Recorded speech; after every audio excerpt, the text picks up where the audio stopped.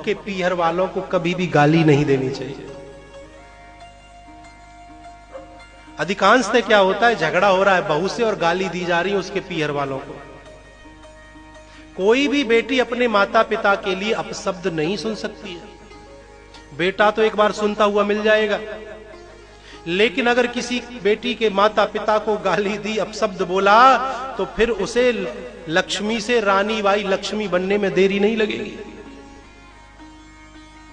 दूसरी बात, कभी भी बहू से झगड़ा हो तो बहू की बुराई जाकर के बाहर नहीं करनी चाहिए।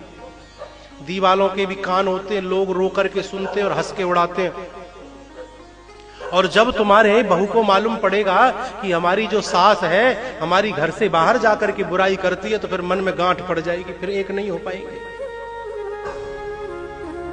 अगर गलती कोई बहू कर रही है तो उसके मुंह पे ही कहो कि तू यहां से बुरी है। दो दिन बुरा मानेगी, 4 दिन बुरा मानेगी, जाएगी कहां?